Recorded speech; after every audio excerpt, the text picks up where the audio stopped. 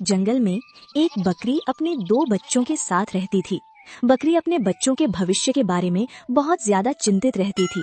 उसे डर रहता था कि वो जब खाना लेने जाएगी तो कोई खूंखार जंगली जानवर उसके बच्चों का शिकार न कर ले। इसीलिए बकरी माँ अपने बच्चों को हमेशा गाइड करती रहती थी। देखो बेटा, जब मैं तुम्हारे लिए खाना लेने जाऊं तो तुम जंगल में ज्यादा दूर तक मत जाना। ये जंगल बहुत घना है और इसमें विभिन्न प्रकार के जंगली जानवर रहते हैं, जो शाकाहारी भी होते हैं और कुछ मांसाहारी भी होते हैं। माँ, ये शाकाहारी और मांसाहारी क्या होता है? बेटा, शाकाहारी वो होता है जो हरी हरी घास और फल खाते हैं, और मांसाहारी वो होता है जो हम जैसे मासूम जानवरों को मारकर उनका मांस खाता है। क्या सच में माँ, ऐसे जानवर भी होते हैं जो हम जैसे छोटे जानवरों को भी मार डालते हैं और उनको चीर फाड़ कर खा जाते हैं? हाँ बेटा, बिल्कुल ऐसे जानवर होते हैं। इसीलिए तो मैं कहती हूँ तुमसे, जब मैं खाना लेने जाऊँ तो सावधानी बरतना। अच्छा, अब मैं खाना लेने जाने के लिए लेट हो रही हूँ। शाम को मिलते हैं बेटा, अपना ख्याल रखना। और इतना बोलकर बकरी जंगल में घास लेने के लिए चली जाती है। और वो जब खाना लेकर अपने घर वापस आती है तो उसको अपना छोटा बेटा नहीं मिलता है। वो बहुत ज्यादा चिंतित हो जाती है। अरे बेटा, तेरा छोटा भाई कहाँ है? वो दिखाई नहीं दे रहा है। कहाँ गया है वो? मैंने उसको रोकने की बहुत कोशिश की, लेकिन वो नहीं रुका। वो जंगल में गया है। जंगल में गया है? लेकिन जंगल क्यों गया है? उसको पता नहीं जंगल में कितना खतरा होता है। वो कह रहा था कि माँ हमसे झूठ बोलती है। जंगल में कोई भी ऐसा जानवर नहीं है जो दूसरे जानवरों को मार कर खाता हो। इसलिए वो ऐसे जानवरों को देखने के लिए गया है जो दूसरे जानवरों को मार कर खाते हो। सच में मेरे बच्चे इतने मूर्ख निकलेंगे, मुझको पता नहीं था। देखो बेटा, मैं तुम्हारे भाई को जंगल से वापस लेने जा रही हूँ। तुम अपना ख्याल रखना और तुम यहाँ से कहीं भी मत जाना। मैं तुम्हारे भाई को लेकर जल्द ही लौटूंगी। बकरी अपने बच्चे को ढूंढने के लिए चली जाती है। बकरी ने देखा कि उसके बच्चे को भालू के 2 छोटे छोटे बच्चों ने घेर रखा है। भैया, मम्मा ने बोला था कि हम पहले छोटे जानवरों का शिकार करेंगे जो हमारी उम्र के बराबर हों। देखो, हमको आज शिकार मिल गया जो हमारी उम्र का है। क्यों ना हम इसको अपना शिकार बना ले? हाँ छोटे, तुम बिल्कुल ठीक कहते हो। हमको शिकार करने की शुरुआत पहले छोटे जानवरों से ही की जाएगी। बस, तुम्हारी शिकार करने की प्रैक्टिस हो गई हो तो मेरे बच्चे को मेरे पास आने दो, वरना मैं अपने तेज धारदार सींगों से तुमको परलोक भेज दूंगी। फिर वहाँ पर तुम अपने शिकार की प्रैक्टिस करना। बकरी के इतना बोलते ही भालू के दोनों छोटे छोटे बच्चे 9, 2, 11 हो गए और बकरी अपने छोटे बच्चों को लेकर घर की ओर आने लगती है। देखो बेटा, भालू के बच्चे यहाँ पर थे तो उनकी माँ या पिता भी आसपास ही होंगे। अगर उन्होंने हमको देख लिया तो अपना भोजन बना लेंगे, इसलिए हमको यहाँ से जल्दी जाना होगा। बकरी अपने बेटे को इतना बता ही रही थी, तभी सामने से भालू आ जाता है। अरे वाह, आज तो एक के साथ एक फ्री। आज तो मेरी बीवी मुझसे बहुत ज्यादा खुश हो जाएगी। ये तो आप बहुत गलत सोच रहे हो भालूराज। अगर आपने हमारा शिकार कर लिया तो आपकी बीवी आपसे खुश नहीं होगी। वो आपकी बेवकूफी से बहुत दुखी हो जाएगी। मुझसे दुखी हो जाएगी? तुम कहना क्या चाहती हो? साफ साफ कहो। देखो भालूराज, जो आपकी बीवी है वो हमारे जंगल के राजा की मुंह बोली बेटी है। हमारे जंगल के राजा ने बोला है कि मेरी बेटी के बच्चे अब शिकार करने योग्य हो गए हैं, और उन्होंने मुझसे कहा है कि मैं अपने बच्चों को तुम्हारी बीवी के पास ले जाऊं ताकि मेरे बच्चे से तुम्हारे बच्चे शिकार करने की प्रैक्टिस कर सके। और मुझको मेरे जंगल के राजा ने अपनी मुंह बोली। ओहो, तुम्हारी हर बार की तरह यही बकवास। तुमको पता है ना, तुम्हारा पूरा परिवार शिकारी था, और जब तुम्हारे पिताजी का अंतिम समय आया तो उन्होंने मुझसे क्या कहा था वो तुमको अच्छी तरीके से याद है। महाराज, वो मुझको अच्छे तरीके से याद है। मेरे पिताजी ने कहा था कि अपने पूरे जिंदगी महाराज की आज्ञा का पालन करना और उनके लिए अच्छा शिकार लाना। हाँ, जब तुमको सब कुछ याद है तो तुम फिर मुझसे बार बार ये सवाल क्यों करते हो कि तुम मासूम जानवरों का शिकार नहीं करोगे? शिकार करना तो तुम्हारा धर्म है, इसलिए तुमको इनाम में जो कुछ भी दरबार से मिले उसको भगवान का आशीर्वाद समझकर स्वीकार कर लिया करो शिकारी। महाराज, और भी तो शिकारी हैं जंगल में, आप मुझसे ही क्यों शिकार करवाते हो? देखो, भेड़िए कितने अच्छे शिकारी हैं, आप उनको भी एक मौका दो। गीदड़ भी हैं, वो भी अच्छा शिकार करते हैं, उनको मौका दो। आप मेरे पीछे क्यों पड़े हो महाराज? मुझको जाने दो। मुझसे मासूम जानवरों का शिकार नहीं होता। मुझको बहुत पीड़ा होती है उनको शिकार बनाने में, आप नहीं समझ सकते। इसीलिए तो मैं समझाना भी नहीं चाहता। अगर अब दोबारा तूने शिकार करने से मना की तो मैं तुझको बहुत भयानक दंड दूंगा। इसलिए चुपचाप अपने काम पर ध्यान दो, दफा हो जाओ यहाँ से, और कल हमारे लिए अच्छा सा शिकार लेकर आना, नहीं तो तुम्हारे साथ मैं तुम्हारे मासूम परिवार के लोगों को भी मार दूंगा, समझा? और बहुत दुखी मन से शिकारी अपने घर पहुंचा और उदास होकर बैठ गया। तभी उसकी पत्नी वहां पर आई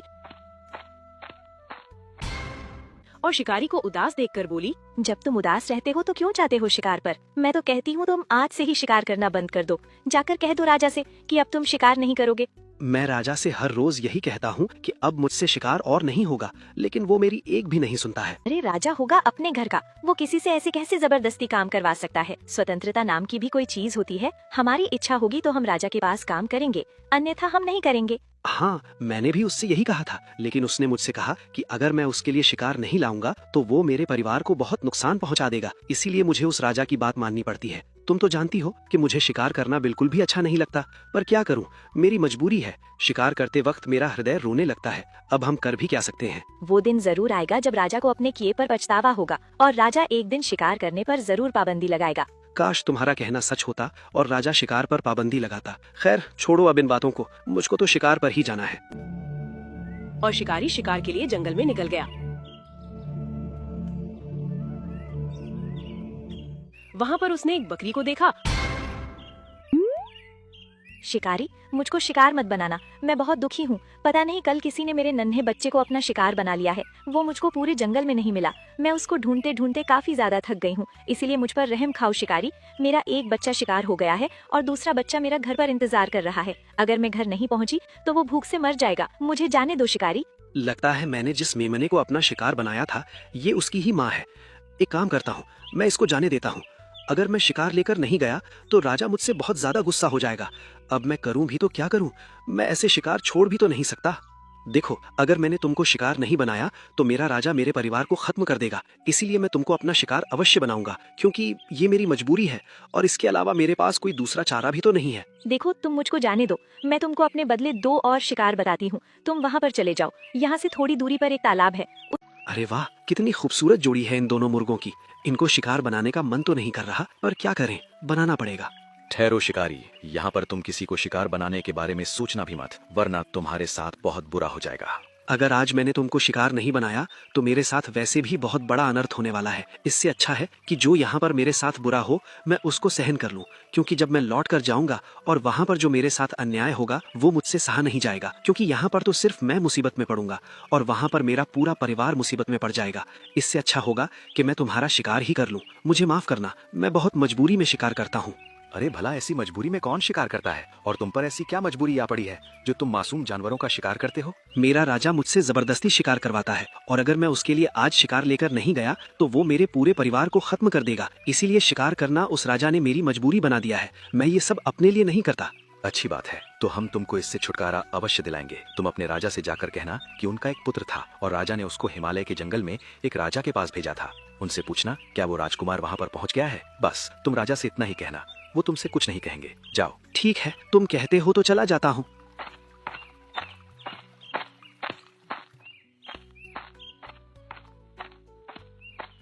और वो बिना शिकार लिए राजा के पास पहुंचा।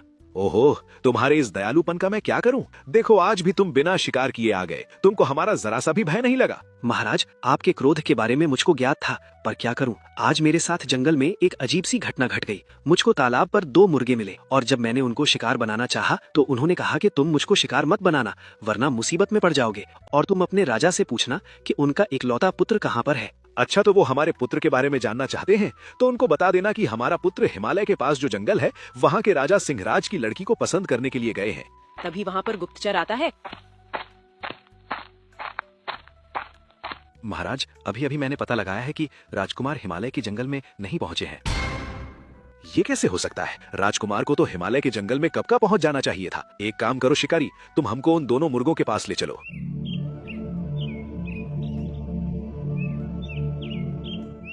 और वो शिकारी महाराज को लेकर तालाब पर मुर्गों के पास पहुंचा। तुम दोनों मुझको कोई साधारण मुर्गे नहीं लगते। सच सच बताओ, कौन हो तुम दोनों और मेरा पुत्र कहाँ है? राजन, तुमको अपने पुत्र की बहुत चिंता हो रही है, क्योंकि वो तुम्हारा खून था, तुम्हारा पुत्र था, तुम्हारे घर चिराग था। लेकिन तुमने कभी उनके बारे में सोचा है जिनको तुम रोज शिकार बनाकर खाते थे? वो भी किसी के बच्चे थे, वो भी किसी के घर के चिराग थे, और तुमने उनको खाकर उनके घर का चिराग हमेशा के लिए बुझा दिया। बस करो तुम दोनों, हमको ज्यादा गुस्सा मत दिलाओ, वरना तुम्हारे लिए अच्छा नहीं होगा। सीधी तरह से बता दो, राजकुमार कहाँ पर है? तभी तालाब में से जंगल की वन देवी प्रकट हुई। राजन, एक तो तुम जानवरों के साथ क्रूरता करते हो, जो एक राजा को बिल्कुल भी शोभा नहीं देता, और जब तुम्हारी कमियां कोई तुमको बताता है तो तुम उनको जान से मार देने की धमकी देते हो। एक राजा को ये सब शोभा नहीं देता, बल्कि राजा को तो अपनी प्रजा के प्रति स्नेह और दयालुता की भावना रखनी चाहिए, लेकिन तुम में तो क्रूरता ही भरी हुई है। हे देवी, आप कौन हो और क्या आप मुझको बता सकती हो कि मेरा पुत्र कहाँ है इस समय? मैं इस जंगल की वन देवी हूँ और मैं तुमको अवश्य बता सकती हूँ तुम्हारा पुत्र इस समय कहाँ पर है। हाँ देवी, शीघ्र बताओ, मेरा पुत्र कहाँ है? मैं अपने पुत्र के लिए बहुत व्याकुल हो रहा हूँ। राजन, जो तुम्हारा पुत्र था उसका तो तुम शिकार करवाकर खा चुके हो। तुमको याद दिला दूं, तुमने एक मेमने का शिकार करवाकर खाया था, वही तुम्हारा पुत्र था। और उसको मेमना मैंने बनाया था क्योंकि वो भी तुम्हारी तरह ही निर्दयी था। वो भी मासूम जानवरों का शिकार करता था। अगर एक पिता राजा बुरा और पापी हो और उसका बेटा अच्छा हो तो राज्य को संभाल लेता है, लेकिन पिता राजा भी अत्याचारी हो और राजा होने वाला बेटा भी अत्याचारी हो तो फिर जंगल में न्याय नहीं बचता। इस न्याय को बचाने के लिए मैंने तुम्हारे बेटे को एक मेमना बना दिया और तुम उसको अपना शिकार बनवाकर खा चुके हो। नहीं देवी, नहीं, ऐसा नहीं हो सकता। मैं इतना क्रूर कैसे हो गया कि मैं अपने ही बेटे का शिकार करवाकर खा गया? मुझे अब अफसोस हो रहा है कि एक बेटे को खोने का दर्द क्या होता है। मैं रोज शिकार करके खाता था, उनके पिता इस दुख को कैसे सह पाते होंगे? राजन, अब तो बहुत देर हो चुकी है, इसीलिए तुम्हारे रोने का कोई भी फायदा नहीं है। जो तुम्हारे पास ये 2 मुर्गा खड़े हैं, इनमें से एक मुर्गा तुम्हारा पुत्र है। क्या तुम अपने पुत्र को पहचान सकते हो? हे वन देवी, मेरे अंदर इतनी काबिलियत नहीं कि मैं अपने पुत्र को पहचान सकूं। अगर मैं पहचान लेता तो मैं पहले ही पहचान लेता, लेकिन मैं अपने अज्ञान में आकर इतना पापी हो चुका हूँ। आप ही मेरे बेटे को मुझे लौटा दो। और वन देवी ने उसके बेटे को लौटा दिया। राजन, तुमसे अब कोई भी भूल नहीं होनी चाहिए। तुम्हारे जंगल में कोई भी निर्दोष जानवर नहीं मारा जाना चाहिए, क्योंकि जब कोई भी निर्दोष जानवरों को मारता है तो उसका दुख मुझे होता है, क्योंकि मैं इस जंगल की वन देवी हूँ और ये पूरा जंगल और इस जंगल में रहने वाले सभी पशु पक्षी मेरे पुत्र समान है। और जब कोई मेरे पुत्रों का शिकार करता है तो मेरा हृदय टूट जाता है।